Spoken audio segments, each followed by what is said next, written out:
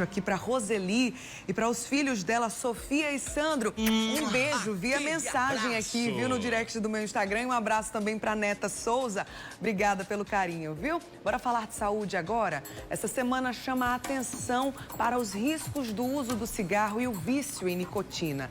O Dia Mundial Sem Tabaco é celebrado no próximo dia 31 de maio e reforça que fumar é o principal fator de risco para várias doenças, a exemplo do câncer de pulmão. Assunto para o quadro Só Saúde agora. Só Saúde, oferecimento. Laboratório Análises, agora também na Rui Carneiro. Para falar sobre esse assunto, tirar dúvidas, né? Aqui no estúdio eu recebo a doutora Gerlânia, que é pneumologista. Bom dia, doutora, seja bem-vinda, viu? Bom dia, agradeço, Bruno, esse convite, falar sobre tabagismo.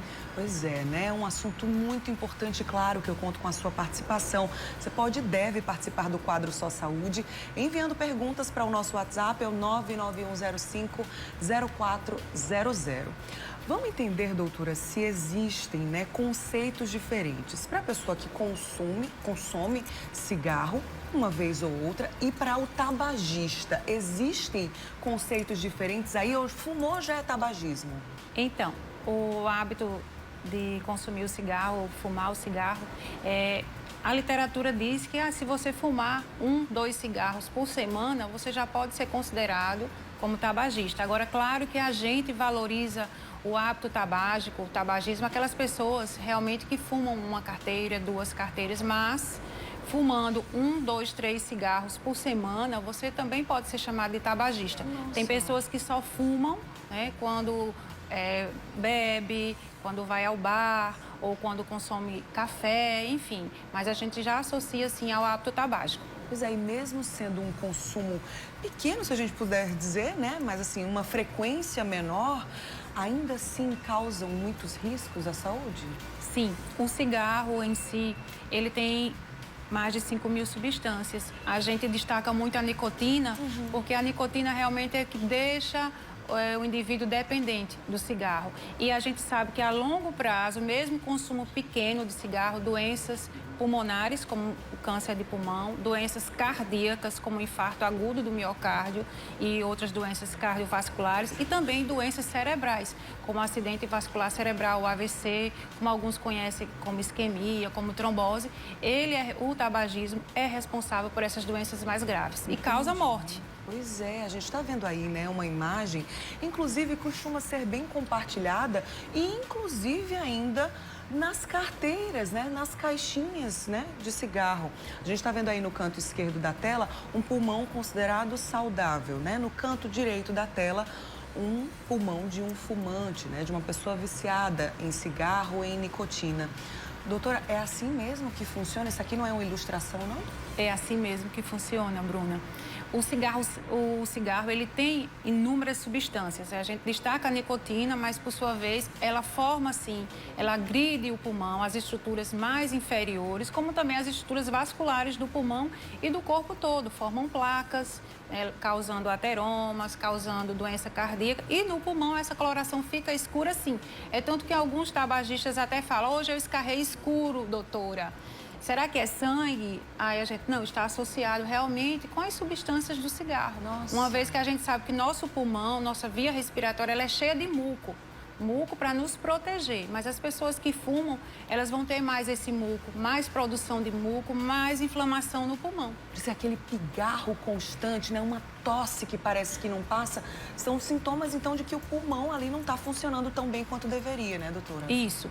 A gente falou aqui de câncer de pulmão, mas o tabagismo também é responsável por outras doenças pulmonares, como a doença pulmonar obstrutiva crônica, DPOC, que alguns chamavam de enfisema ou bronquite crônica, que causa esse pigarro, que causa essa tosse crônica, esse catarro, essa secreção diária e falta de ar, dificuldade para realizar suas atividades, né, diárias. Então, o tabagismo, ele, na verdade, ele é responsável pela maioria das doenças crônicas, né? E aí o pulmão, claro, por ser o órgão que inala, né, as primeiras substâncias, e essas substâncias a gente sabe que caem na corrente sanguínea, vai até o cérebro, e aí é onde causa a dependência da nicotina, que é a grande vilã do tabagismo, como também a gente tem falado muito também em cigarros eletrônicos, né? Sim. A gente fala do cigarro convencional, que é aquele antigo vilão, mas agora a gente tem um vilão recente, que são os cigarros eletrônicos. E atingindo muitos jovens também, né, doutora? Porque vem aquela fumaça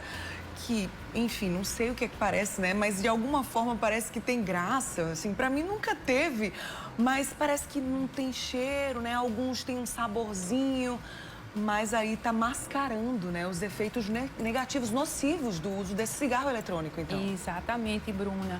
Isso é uma grande preocupação com a população jovem, com os adolescentes. Por quê? Principalmente nas escolas, a gente sabe que esses cigarros eletrônicos, eles são vendidos, né, junto até com outras coisas, com balas, com chicletes, sim, com pipocas, e eles estão expostos ali para a população mais jovem nas escolas, e ele tem nicotina. Né? Ele tem nicotina, ele causa dependência. E a grande pergunta que muitos jovens nos reportam, nos perguntam é: o cigarro eletrônico faz com que eu deixe de fumar o cigarro convencional? Não é verdade, é mito. Como se fosse uma substituição, isso, né? O cigarro eletrônico tem nicotina, sim, né? Ele é proibido a sua fabricação, a gente sabe disso, que ele tem uma quantidade que a gente não consegue nem mensurar de nicotina e de outras substâncias que são tóxicas, não só aos pulmões, como a outros órgãos também. E essa fumaça, que é uma fumaça aquecida, ela causa danos também ao aparelho respiratório. Entendi. Deixa eu trazer aqui o relato da Conceição Batista, dos funcionários 4. Obrigada pela sua participação. Ela disse que parou de fumar em 2011, quando ela precisou colocar 3 pontes de safena, porque ela fumou durante 42 anos. Hoje ela está com 68 anos de idade, de bem com a vida. Primeiro, parabéns. Parabéns. Não é fácil, né, doutora? Não é fácil. Imagina só um hábito, independente de ser cigarro, mas um hábito que você tem há mais de 40 anos. Para você tirar esse hábito não é fácil, né? Todo o consumo de cigarro causa dependência assim, doutora? Tanto tempo, tantos anos? Sim, o consumo do cigarro, principalmente quem consome mais de uma carteira, mais de 20 cigarros dia. A dependência é bem maior e a gente classifica essas dependências de acordo com o número de cigarros e também de acordo com algumas perguntas que a gente faz à pessoa que é tabagista e baseado na classificação, se é uma dependência leve, se é uma dependência moderada, se é uma dependência grave, a gente começa a tratar essa dependência para que a pessoa realmente deixe o vício do cigarro e evite doenças graves no futuro, como também doenças agudas que a gente sabe. A gente está numa época de baixas temperaturas, né? Se a gente for comparar com o início do ano, por exemplo, é verdade que quanto mais baixa a temperatura, mais a tendência da pessoa fumar mais também, doutora? Isso, é verdade.